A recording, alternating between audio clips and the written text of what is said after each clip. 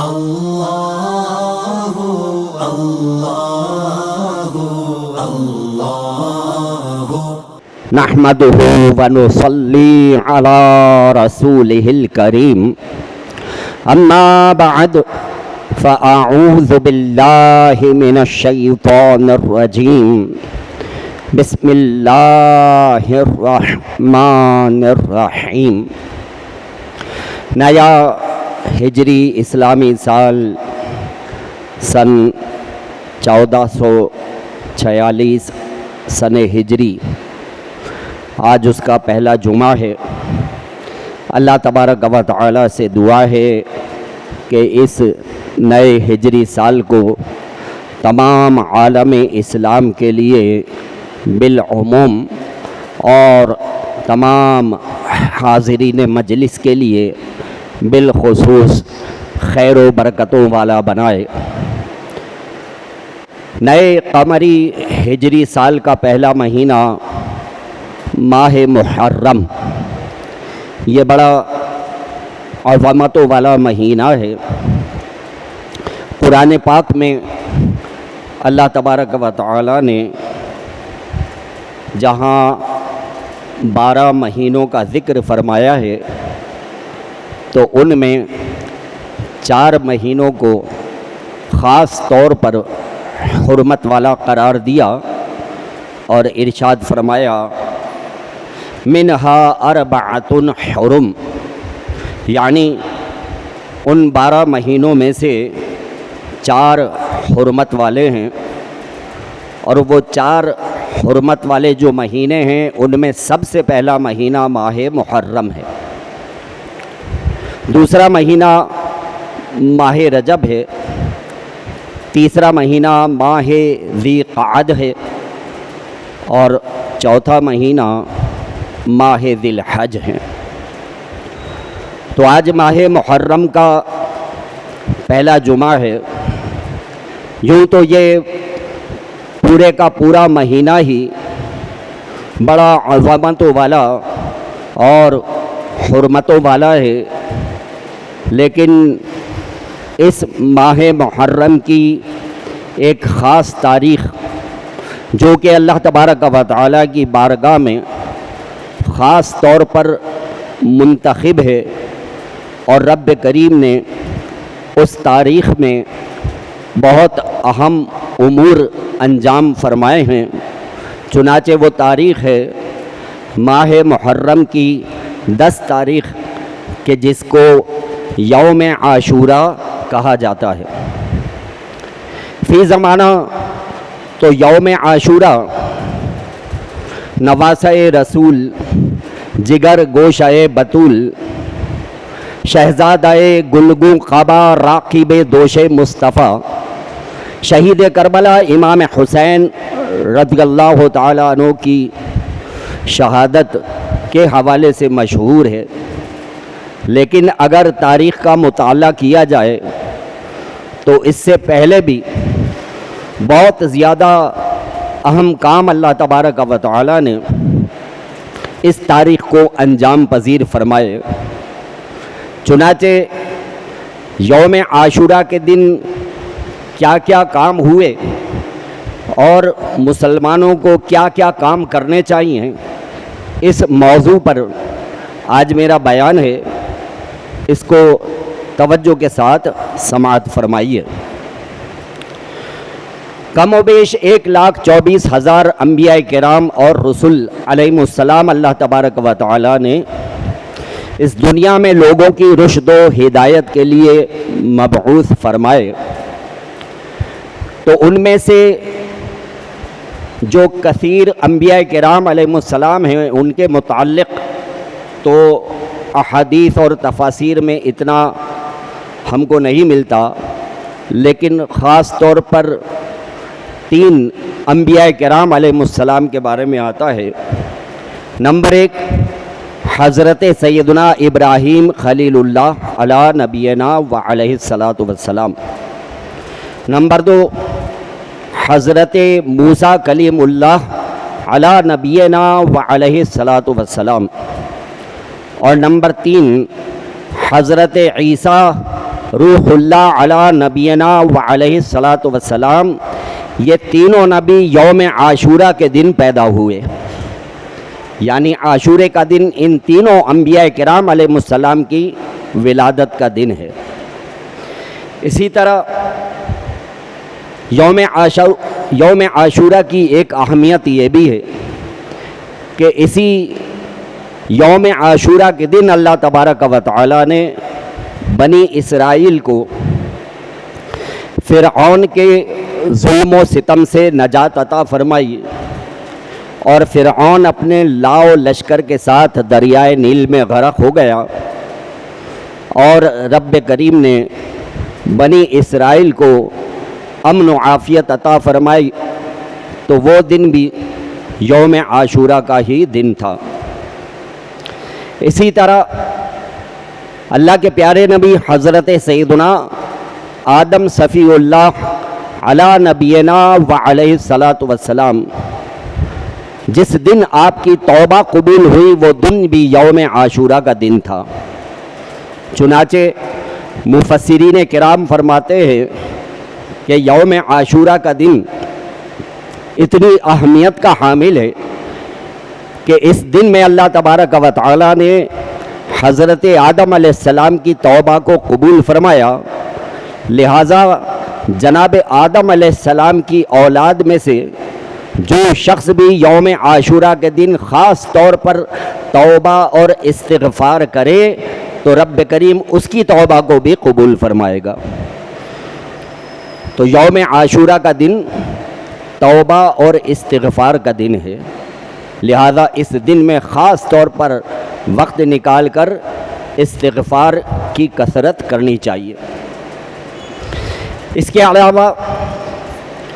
اللہ کے پیارے نبی حضرت سیدنا یونس علی نبینا و علیہ الصلاۃ والسلام،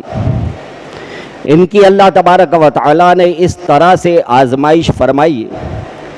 کہ ایک سمندری سفر کے دوران جب آپ کو پانی میں ڈالا گیا تو ایک بہت بڑی مچھلی نے آپ کو زندہ نگل لیا۔ چند دن اللہ کے پیارے نبی حضرت یونس علیہ السلام اس مچھلی کے پیٹ میں رہے۔ اللہ تبارک و تعالی نے آپ کو ایک ذکر جو ہے وہ القاء فرمایا، لا الہ الا انت سبحانک انی کنت من الظالمین۔ اس کو آیت کریمہ کہا جاتا ہے، اور خاص طور پر یہ جناب یونس علیہ السلام کے لیے نازل ہوئی تھی۔ چنانچہ مچھلی کے پیٹ میں اللہ کے پیارے نبی حضرت سیدنا یونس علیہ السلام نے اس کا ورد کیا آیت کریمہ کا۔ اللہ تبارک و تعالی نے اپنے اس ذکر کی برکت سے جناب یونس علیہ السلام کو اس تکلیف، پریشانی اور مصیبت سے اس طرح سے نجات عطا فرمائی کہ وہ مچھلی خشکی کی طرف آتی ہے اور حضرت یونس علیہ السلام کو کنارے پر اگل دیتی ہے، اور جناب یونس علیہ السلام زندہ سلامت اس مچھلی کے پیٹ سے باہر آ جاتے ہیں۔ وہ دن بھی یوم عاشورہ کا دن تھا۔ لہذا علماء کرام فرماتے ہیں کہ جو شخص عاشورے کے دن اس ورد کو کرے، لا الہ الا انت سبحانک انی کنت من الظالمین، اور یہ ورد کر کے اللہ تبارک و تعالی سے دعا کرے تو اس ورد کی برکت سے رب کریم اس بندے کی بھی تکلیفیں، پریشانیاں اور مصیبتیں دور فرما دے گا۔ لہذا یہ دن جو ہے یوم عاشورہ کا دن، یہ اللہ کے ذکر کا دن ہے اور دعائیں کرنے کا دن ہے۔ اسی طرح اللہ کے پیارے نبی حضرت سیدنا نوح علی نبینا و علیہ الصلاۃ والسلام، آپ کی قوم پر اس طرح سے عذاب آیا کہ سیلاب آ گیا، اور سیلاب نے دنیا میں تباہی مچائی، لیکن حکم الہی سے اللہ کے پیارے نبی حضرت نوح علیہ السلام نے پہلے سے ہی کشتی بنا لی تھی، اور سیلاب کے آنے سے پہلے آپ اور جتنے اہل ایمان تھے وہ سب کشتی میں سوار ہو گئے، اور سیلاب آیا، تباہیاں مچاتا رہا، لیکن اللہ کے پیارے نبی حضرت نوح علیہ السلام اور آپ کے ماننے والے اس کشتی میں سلامت رہے۔ اور جب سیلاب واپس چلا گیا تو جناب نوح علیہ السلام کی کشتی زمین پر صحیح سلامت جب کنارے لگی تو وہ دن بھی عاشورے کا دن تھا، تو وہ دن بھی یوم عاشورہ کا دن تھا کہ جب اللہ تبارک و تعالی نے جناب نوح علیہ السلام کو اس مصیبت اور تکلیف سے نجات عطا فرمائی۔ اسی طرح اللہ کے پیارے نبی حضرت سیدنا ابراہیم خلیل اللہ علی نبینا وعلیہ الصلاۃ والسلام، ان کا مقابلہ ہوا نمرود سے۔ آپ نے نمرود کو توحید پر دلائل دیے، لیکن اس کے نصیب میں ایمان نہیں تھا، وہ نہ مانا۔ اللہ کے پیارے نبی حضرت ابراہیم علیہ السلام کو اس بدبخت نے زندہ آگ میں ڈالا۔ اللہ کے حکم سے وہ آگ جناب ابراہیم علیہ السلام کے لیے گل گلزار بن گئی، اور آپ اس آگ سے زندہ سلامت باہر واپس تشریف لے آئے۔ چنانچہ وہ دن بھی عاشورے کا دن تھا کہ جس دن اللہ تبارک و تعالی نے جناب ابراہیم علیہ السلام کو نار نمرود سے نجات عطا فرمائی۔ اس کے علاوہ اور بھی بہت تفصیل ہے اس دن کی اہمیت کے بارے میں۔ اللہ کے پیارے نبی حضرت سیدنا ایوب علی نبینا وعلیہ الصلاۃ والسلام، ان کو اللہ تبارک و تعالی نے طرح طرح کی بیماریوں کے ذریعے آزمایا، اور آپ کوئی شکوہ اور شکایت اپنی زبان پر نہیں لاتے تھے، اور اللہ تبارک و تعالی کی رضا پر راضی رہتے تھے اور صبر کرتے تھے۔ اسی لیے صبر ایوب بڑا مشہور ہے اور ضرب المثل ہے۔ تو آپ طرح طرح کی بیماریوں میں مبتلا رہے، اللہ تبارک و تعالی نے آپ کی آزمائش کی، اور جب آپ اللہ تبارک و تعالی کی طرف سے آزمائشوں پر پورا اترے، اور جب رب کریم نے چاہا تو آپ کو جس دن ہر تکلیف ہر مرض سے شفا عطا فرمائی، وہ دن بھی عاشورے کا دن تھا۔ اس کے بارے میں مفسرین کرام فرماتے ہیں کہ جناب ایوب علیہ السلام اس طرح کی دعا فرمایا کرتے تھے، رب انی مسنی الضر وانت ارحم الراحمین۔ قرآن پاک میں جناب ایوب علیہ السلام کی یہ دعا اللہ تعالیٰ نے ذکر فرمائی ہے۔ جب رب کریم نے ان کی اس دعا کو قبول فرمایا تو جس جگہ یہ موجود تھے وہیں قریب میں ہی اللہ تبارک و تعالیٰ کے حکم سے ایک پانی کا چشمہ پھوٹ پڑا۔ اللہ تبارک و تعالیٰ نے جناب ایوب علیہ السلام کو حکم دیا کہ آپ جائیے اور اس پانی کے چشمے میں غسل کیجیے۔ چنانچہ حکم الہی سے جناب ایوب علیہ السلام اس پانی کے چشمے پہ جاتے ہیں،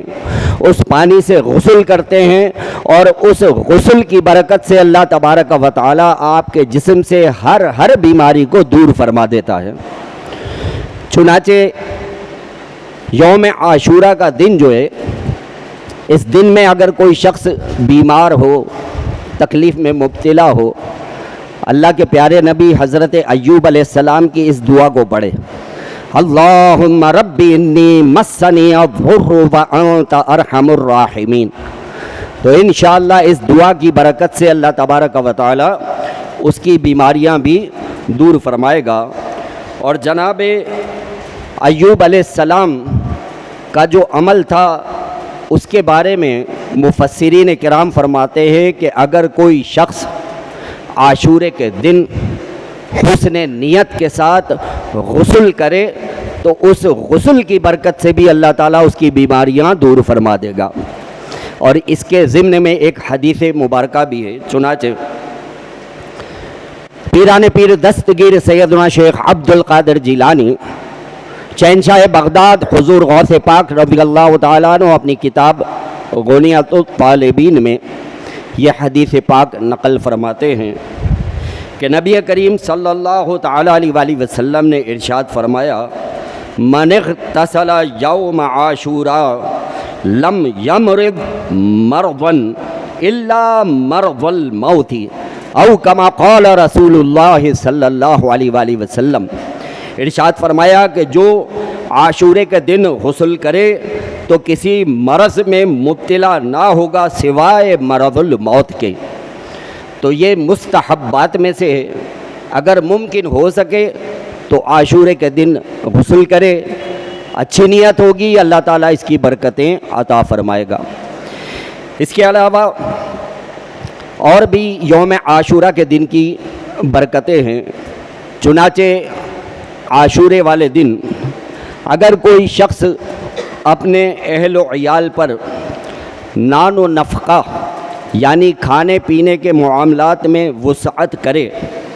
تو اللہ تبارک و تعالی اس کی بھی اس کو خوب برکتیں عطا فرمائے گا۔ چنانچہ حدیث پاک میں حضرت سیدنا عبداللہ ابن مسعود رضی اللہ تعالیٰ عنہ روایت کرتے ہیں کہ پیارے آقا صلی اللہ تعالیٰ علیہ وآلہ وسلم ارشاد فرماتے ہیں من وسع علی عیالہ فی النفقہ یوم عاشوراء وسع اللہ علیہ سائر سنتہ او کما قال رسول اللہ صلی اللہ علیہ وآلہ وسلم۔ ارشاد فرمایا کہ جو کوئی عاشورے کے دن اپنے اہل و عیال پر نفقہ یعنی کھانے پینے کے معاملات میں وسعت کرے گا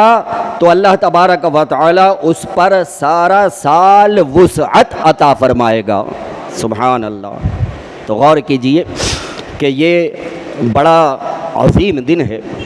تو ہو سکے تو عاشورے کے دن کوئی اچھی چیز گھر میں پکانے کا اہتمام کریں، شربت وغیرہ اگر بنوا سکتے ہیں تو گھر میں شربت بھی بنوائیں، کوئی اور اچھی غذا گھر میں پکوانا چاہیں تو وہ بھی پکوائیں،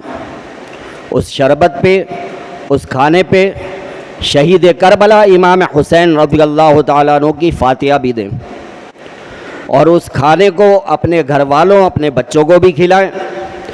اپنے محلے والوں پڑوس والوں کو بھی کھلائیں کہ مسلمانوں کے ساتھ خیر خواہی کرنے کا بھی ثواب ملے گا، اپنے رشتہ داروں میں تقسیم کریں تو رشتہ داروں کے ساتھ بھی خیر خواہی کرنے کا ثواب ملے گا۔ لیکن اس بات کو اپنے مد نظر رکھیں کہ جب شہید کربلا امام حسین رضی اللہ تعالیٰ عنہ اور شہدائے کربلا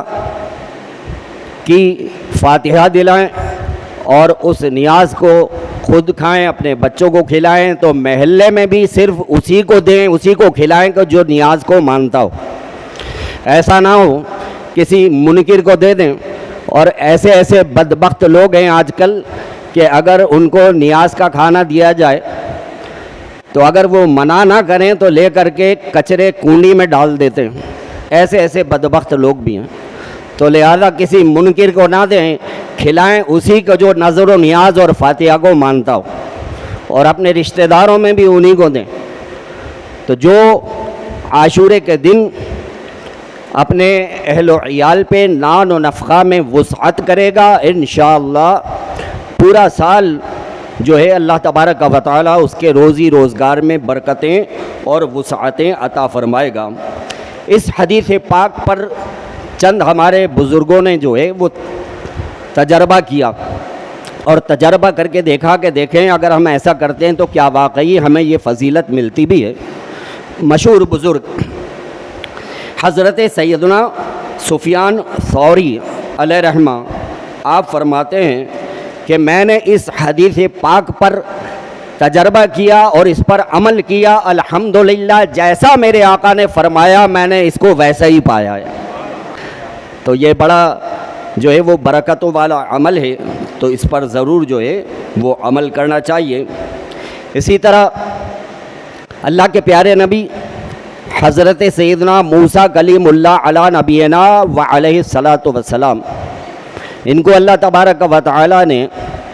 فرعون کے ظلم و ستم سے نجات عطا فرمائی، آپ صحیح سلامت دریائے نیل پار کر گئے اور فرعون جو ہے وہ اپنے لاؤ لشکر کے ساتھ دریائے نیل میں غرق ہو گیا۔ حضور نبی کریم صلی اللہ تعالیٰ علیہ وآلہ وسلم جب ہجرت فرما کر مدینہ منورہ میں تشریف لائے تو آپ نے دیکھا کہ مدینہ منورہ میں جو رہنے والے یہود ہیں وہ عاشورے کے دن کا روزہ رکھتے ہیں۔ تو پیارے آقا صلی اللہ علیہ وآلہ وسلم نے ارشاد فرمایا کہ اے اہل یہود، تم عاشورے کے دن کا روزہ کیوں رکھتے ہو؟ تو اہل یہود کہنے لگے کہ دراصل عاشورے کے دن اللہ تبارک و تعالی نے جناب موسیٰ علیہ السلام اور ہماری قوم کو فرعون کے ظلم و ستم سے نجات عطا فرمائی تھی، اس لیے شکرانے کے طور پر ہم جو ہے وہ عاشورے کے دن کا روزہ رکھتے ہیں۔ تو پیارے آقا صلی اللہ علیہ وآلہ وسلم نے ارشاد فرمایا کہ اے اہل یہود، ہم تو جناب موسیٰ علیہ السلام سے تم سے بھی زیادہ قریب ہیں، لہذا ہم بھی روزہ رکھیں گے۔ تو نبی کریم صلی اللہ تعالیٰ علیہ وآلہ وسلم نے اپنے صحابہ کرام علیہ رضوان کو عاشورے کے دن کا روزہ رکھنے کا حکم فرمایا اور فرمایا کہ عاشورے کے دن کا روزہ رکھو، لیکن اس کے ساتھ ایک دن ملا لو، یعنی یا تو 9 اور 10 کا روزہ رکھو یا 10 اور 11 کا روزہ رکھو کہ روزہ بھی ہو جائے اور یہودیوں کی مخالفت بھی ہو جائے۔ تو اس لیے پیارے آقا صلی اللہ علیہ وآلہ وسلم نے صرف اکیلا عاشورے کے روزے رکھنے کا حکم نہیں فرمایا، بلکہ اس کے ساتھ ایک روزہ ملانے کی بھی ترغیب دی ہے۔ تو ہو سکے تو 9 یا 10 کا روزہ اگر ممکن ہو سکے تو رکھیں، یا 10 یا 11، 10 اور 11 کا ملا کر کے روزہ رکھیں تو انشاءاللہ اس کی برکتیں ملیں گی۔ اور پیارے آقا صلی اللہ تعالیٰ علیہ وآلہ وسلم عاشورے کے دن کا روزہ بڑی پابندی کے ساتھ جو ہے وہ رکھا کرتے تھے۔ تو میرے پیارے پیارے اسلامی بھائیوں، آج کے بیان کا خلاصہ یہ ہے کہ عاشورے کا دن ذکر و اذکار کا دن ہے، عاشورے کا دن توبہ اور استغفار کا دن ہے، عاشورے کا دن عبادت کا دن ہے،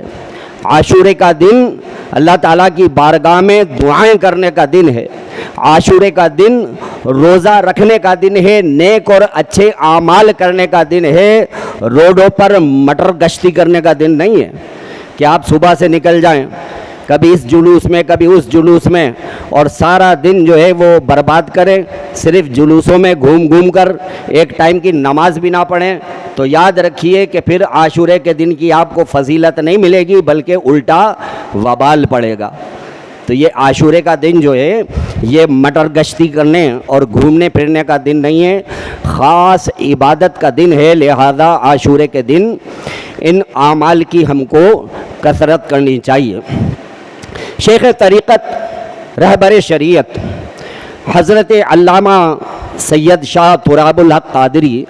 رحمۃ اللہ تعالیٰ علیہ سے ایک مرتبہ کسی شخص نے ماتم کے بارے میں پوچھا کہ حضرت ماتم کے بارے میں بتائیے، بہت اہم بات ہے، اس کو سنیے گا۔ فتاوی رضویہ کے حوالے سے ماتم کے بارے میں ارشاد فرمایا کہ ماتم کا کرنا، ماتم کا دیکھنا، ماتم کا سننا اور اس عمل کی حمایت کرنا، چاروں باتیں حرام ہیں، لہٰذا عوام اہل سنت کو چاہیے کہ ان باتوں سے بچے۔ اب ہوتا پتہ کیا ہے کہ ہمارے جو بھولے بھالے بھائی ہیں وہ لے کے آ جاتے ہیں ماتم کی کیسٹیں، اور وہ ماتم کی کیسٹیں لا کر کے اپنی گاڑیوں میں بجا رہے ہیں۔ اگر کہیں پانی کی سبیل لگا لیے تو وہاں ماتم کی کیسٹ بج رہی ہے، اپنے گھر میں ماتم کی کیسٹیں بجا رہے ہیں، اپنے موبائل فون پر جو ہے وہ ڈاؤن لوڈ کی ہوئی ہے رنگ ٹون ماتم کی، جب کسی کا فون آتا ہے تو ماتم کی رنگ ٹون چلنا شروع ہو جاتی ہے۔ تو ہمیں کوئی عقل و شعور نہیں ہے کہ ہم کس چیز کے ماننے والے ہیں اور ہمیں کس چیز سے بچنا چاہیے۔ تو لہذا نہ اپنے گھر میں، نہ گاڑی میں، نہ موبائل فون میں، نہ رنگ ٹون میں، کسی بھی صورت ماتم کی کوئی جو ہے وہ آپ رنگ ٹون وغیرہ اور اس طرح کی ریکارڈنگ وغیرہ نہ چلائیں نہ بجائیں۔ علماء اہل سنت کے الحمدللہ بڑے ایمان افروز بیانات ہم کو ملتے ہیں، اور جو عوام اہل سنت میں سے نعت خواہ ہیں وہ جو ہے وہ شہدائے کربلا اور امام حسین رضی اللہ تعالیٰ عنہ کی بڑی پیاری پیاری منقبتیں جو کہ علماء اہل سنت نے لکھی ہیں وہ پڑھتے ہیں، تو بجائے اس کے کہ ہم ماتموں کی کیسٹوں کو سپورٹ کریں، ہمیں اپنے جو ہمارے علماء اہل سنت اور نعت خوانوں نے کلام پڑھے ہیں ان کو پروموٹ کرنا چاہیے، ان کو سننا چاہیے، اور خود بھی اس عمل سے بچیں اور اپنے بچوں کو بھی بچائیں۔ رب کریم سے دعا ہے جو کچھ سنا سمجھنے یاد رکھنے اس کے مطابق ہم سب کو عمل کی توفیق عطا فرمائے۔ وآخر دعوانا ان الحمد للہ رب العالمین۔ اگر آپ کو یہ ویڈیو پسند آئی ہو تو اس ویڈیو کو لائک کریں، کامنٹس کریں، شیئر کریں اور میرے اس چینل کو سبسکرائب کریں۔ جزاک اللہ خیر۔